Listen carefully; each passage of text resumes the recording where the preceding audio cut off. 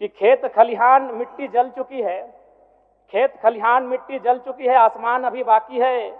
समय समय पर किसानों के लिए योजना लाते रहिएगा, किसी का घर गिरवी है, किसी का लगान अभी बाकी है।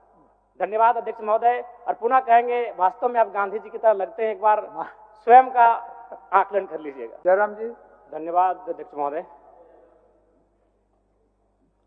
आपके ठीक पीछे महात्मा गांधी की तस्वीर है, और माफ कीजिएगा हुजूर, आप लगते हैं महात्मा गांधी के छोटे भाई, आप भी लगते हैं।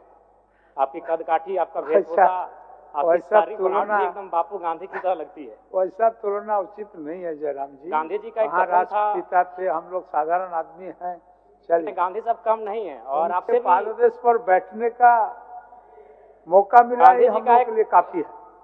चलिए, गांधी जी का एक कथन था, भारत की आत्मा बसती है गांवों में, गांवों की आत्मा बसती है किसानों में, और किसानों की आत्मा बसती है खेत खलिहानों में। महोदय, कृषि पशुपालन सहकारिता के मद में 4,587 करोड़ का जो बजट निसंदेह सराहनीय है। सरकार के दावे मजबूत हैं और बजट भी लाजवाब है, लेकिन सच्चाई भी यही है अध्यक्ष महोदय कि झारखंड राज्य में 4,402 पंचायत हैं, एक भी पंचायत पूर्ण रूपेण कृषि पर निर्भर नहीं है। मैं आपके माध्यम से विभागीय मंत्री महोदया से आग्रह करूंगा कि एक पंचायत का उदाहरण प्रस्तुत कीजिएगा वित्तीय बजट वर्ष में। एक पंचायत, 4,402 पंचायत में आप एक पंचायत को चुनौती के रूप में स्वीकार कीजिए और उसे पूर्ण रूपेण कृषि पर निर्भर बनाइए। मैं यह मंत्री महोदया से आग्रह करता हूं। अध्यक्ष महोदय, निसंदेह आज इस राज्य की समस्या बेरोजगारी है, आज इस राज्य की समस्या पलायन प्रवास है, और इन सारी समस्याओं का निदान है कृषि। यदि हम कृषि को उन्नत करने में सक्षम रहते हैं अध्यक्ष महोदय, तो निसंदेह इन सारी समस्याओं का समाधान होगा, और वो तभी सक्षम होगा क्योंकि इस देश के पूर्व प्रधानमंत्री राजीव गांधी कहते थे कि दिल्ली से भेजा हुआ 1 रुपए गांव आते आते 10 पैसे बचता था।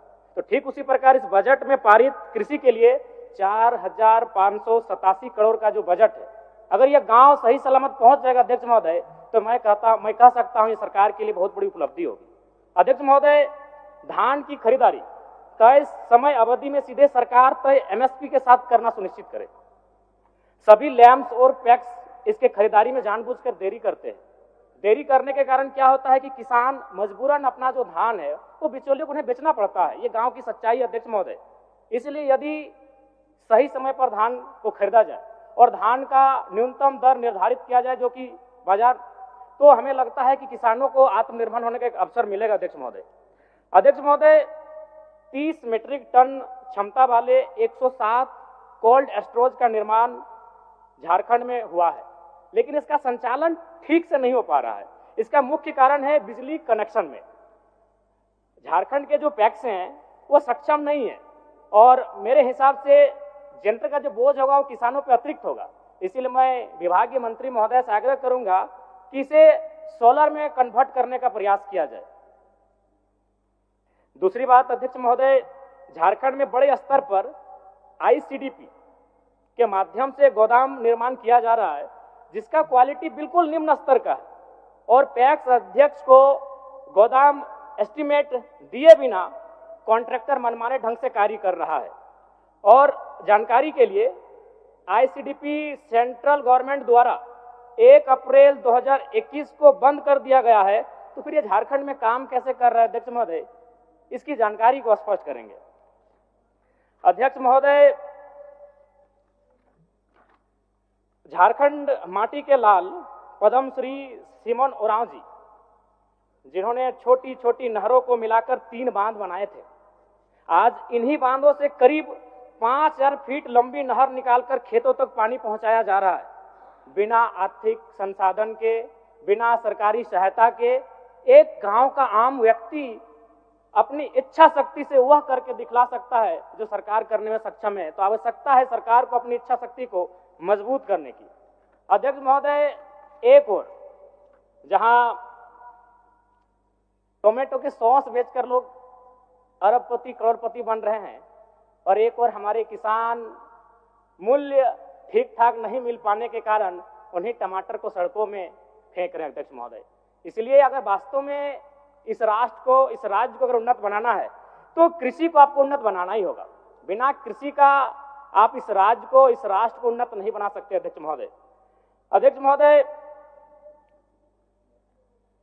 जब किसान चाहे आलू रहे या टमाटर रहे उचित मूल्य नहीं मिल पाता है तो कहीं ना कहीं उसका भारी मात्रा में नुकसान हो जाता है। आज 118 गोदामों के निर्माण के लिए 259 करोड़ 52 लाख रुपए को उपबंध किया गया है अध्यक्ष महोदय, लेकिन कोल्ड स्टोरेज का निर्माण को छोड़ दिया गया है। साथ ही खाद्य प्रसंस्करण से खाद्य पदार्थों का संरक्षण, किसानों का उत्पाद उचित मूल्य पर कैसे मिल पाएगा, ये बहुत ही महत्वपूर्ण विषय है अध्यक्ष महोदय। अध्यक्ष महोदय, क्या झारखंड राज्य में सहकारी विकास परियोजना के अनुश्रवण हेतु राज्य स्तर पर गठित आईसीडीपी कोषांग को आज भी बंद नहीं किया गया है और इस एजेंसी के रूप में उपयोग करते हुए राज्य के विभिन्न योजनाओं को केंद्रीकृत कर कार्यान्वित किया जा रहा है? तो महोदय, मेरा मानना है और मेरा तर्क यही है कि निसंदेह कृषि एक ऐसा क्षेत्र है जहां से इस राष्ट्र को, इस राज्य को हम एक नई गति दे सकते हैं। लेकिन वही प्रश्न है कि आज जिस कार्य को क्रियान्वयन करने का जिम्मा जिन लोगों के पास है वो किस गतिशीलता के साथ कार्य कर रहे हैं, यह निरीक्षण का विषय है। तो अध्यक्ष महोदय, ज्यादा समय नहीं लूंगा क्योंकि मेरा समय काफी कम निर्धारण है। मैं पुनः आपसे यही आग्रह करूंगा आपके माध्यम से कि आज आवश्यकता है, सरकार ने जिस विशाल बजट को पारित किया है वो बजट धरातल पर कैसे जाए, उसका क्रियान्वयन कैसे हो, इस पर सरकार को अपना ध्यान केंद्रित करने की आवश्यकता है अध्यक्ष महोदय। और साथ ही साथ मिलेट का विशेष प्रचार प्रसार होना चाहिए।